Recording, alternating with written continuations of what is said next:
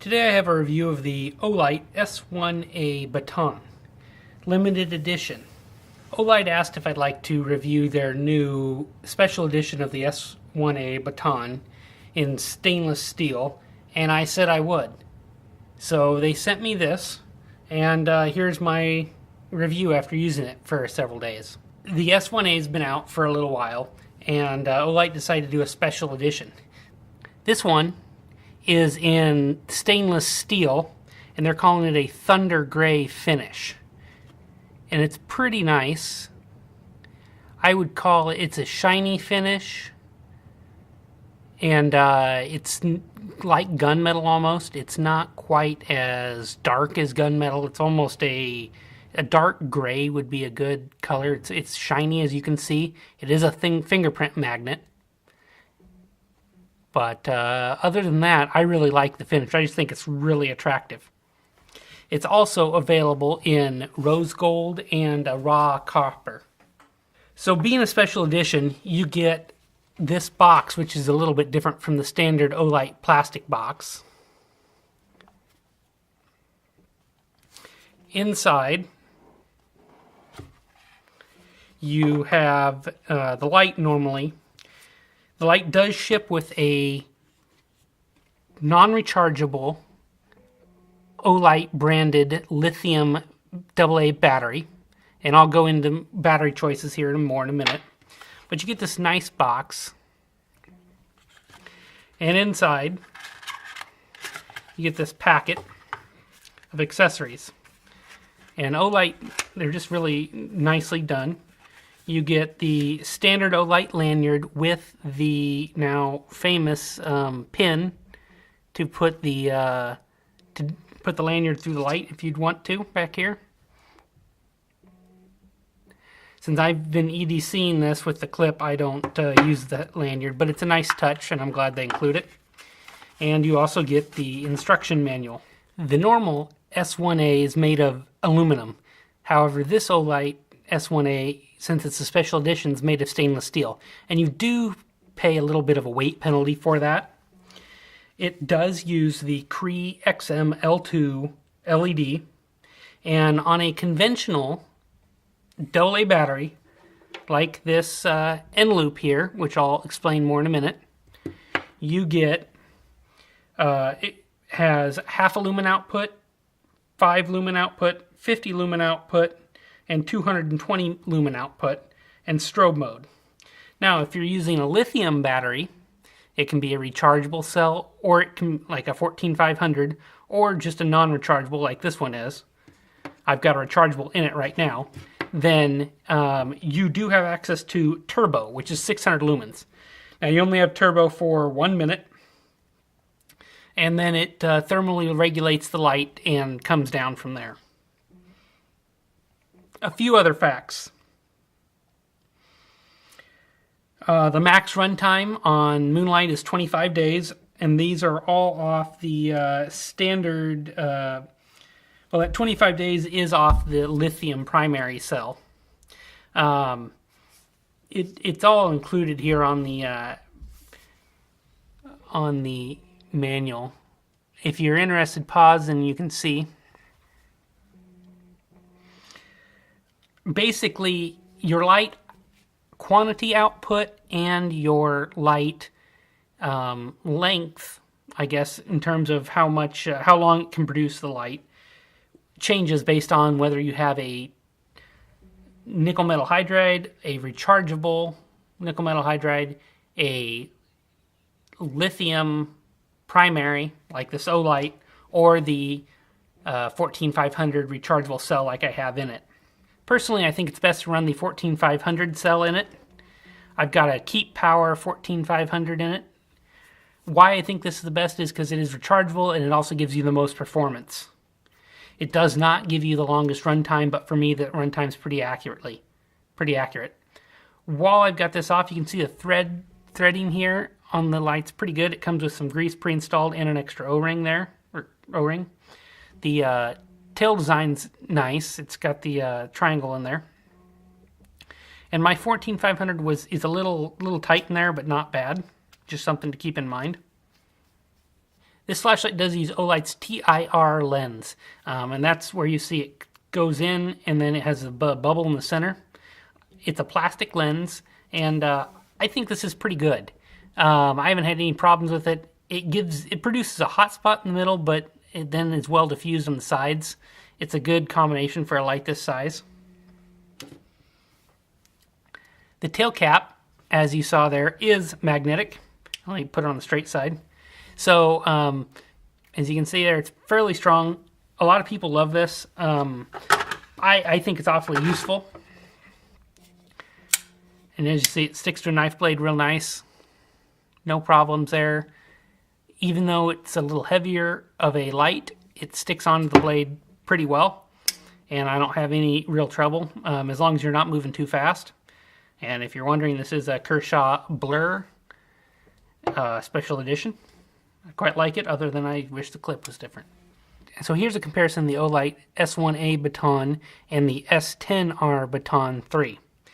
These lights are similar in length and output and everything, but I just wanted to compare it against another light I've reviewed here.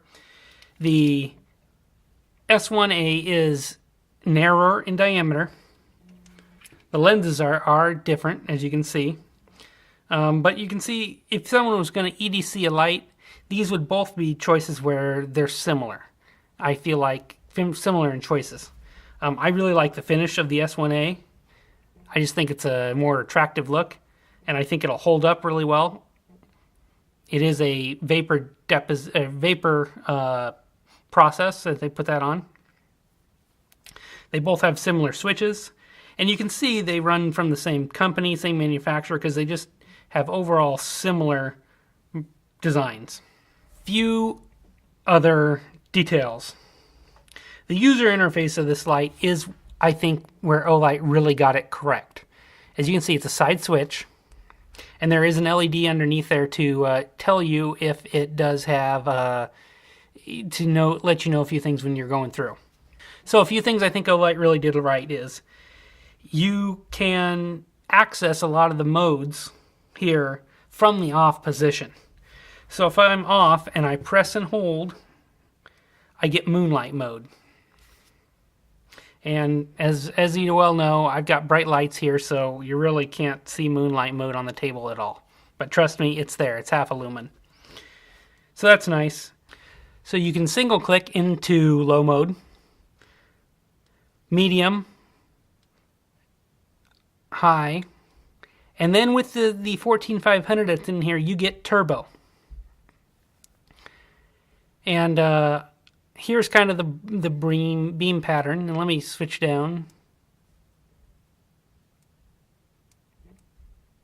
So as you can see, you've got a hot spot, but it's pretty well evenly diffused. And I'll try and take a few pictures in the dark and show you what this looks like. Unfortunately, they won't be outside. Right now, it is 5 degrees outside Fahrenheit with a wind chill of well below zero, like 15 or 20 below. It's going through quite a cold snap here, so my driveway is very icy, and it's just not good weather to haul a camera and tripod outside for beam shots. Other nice things you can do are you can double click on the mode to get into that turbo, that higher mode. It does have memory, and you triple click in any mode and you get the 10 kilohertz strobe that Olight's famous for. So what I really like about this light is you can access most of the modes from the off position. It's not a confusing system to go through. The light does have a timer, and it works in moonlight too. The timer remembers the last mode used. So let me see if I can get this to show. To program the timer mode, you just double click, and you can see the light will flash once, and that lets you know it's confirmed that mode.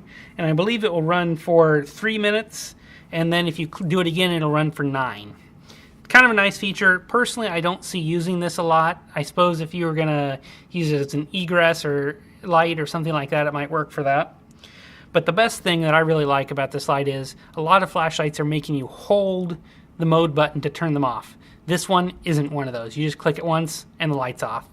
It works like a flashlight you think a flashlight should. I should also note there is no electronic lockout for this light.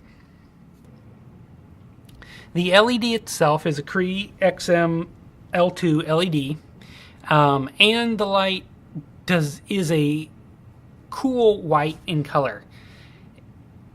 It's not blue, but it's also not a bright white. It's definitely on the cooler side, though, of other Olights that I have. Personally, I don't find this a problem. The neutral whites and the warmer whites seem to be the most popular these days because they have higher CRIs. In the applications where I'm using a light, that's nice, but not the most important. Before I filmed this review, I did a little bit of reading online and about the S1A, and it seems to be that the step downs are based on voltage. I'm fine with that. There is some talk that this light might not have an under voltage protection, so if you are going to run a 14500 in it, it's best to use a protected cell for the health of your battery. I don't think anything's going to harm the light itself, but we all know what 14500s and other lithium batteries cost, so it's best to get your money out of it, protect your cell, and run a protected cell. The clip is removable. This is like all the other Olight clips that I have, and I like it. It's almost completely deep carry. There's just a little bit of the bezel that sticks out there that you can see. Shouldn't be a problem. In the jeans, this is just a little bit thinner, narrower, so I like that. I will say a note about this clip. This second hump that you can see here in the clip, it's kind of a pain in the butt with jeans. It seems to always want to not go down. There's a decent amount of effort you got to do to push it there. I almost wish that wasn't there, but it does help the retention, make sure the retention's really good. I can't say I've ever had an Olight fall out of my pocket unintentionally, but it does take a little bit of extra effort to put it in. The way this clip is set up, it would work well to clip onto a baseball hat. Again, that second notch gets in the way a little bit, but you can certainly slip this on a baseball hat, just like this, and carry it on the brim of the hat. It's a little heavy for that, in my opinion, especially the stainless steel model, or the copper for that matter, but it works if that's all you've got. Overall, I really like the Olight S1A baton.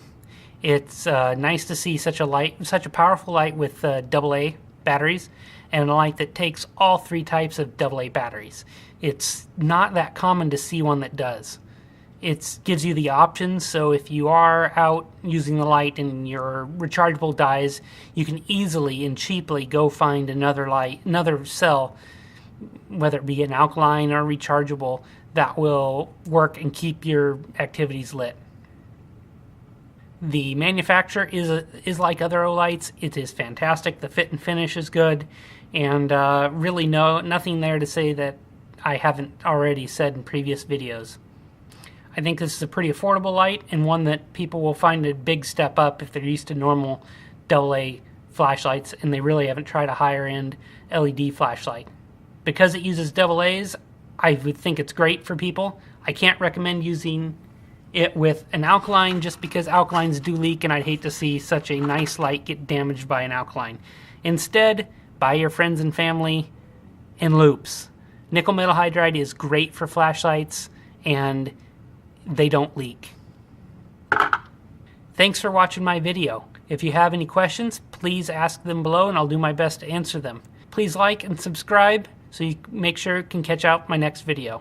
Thanks.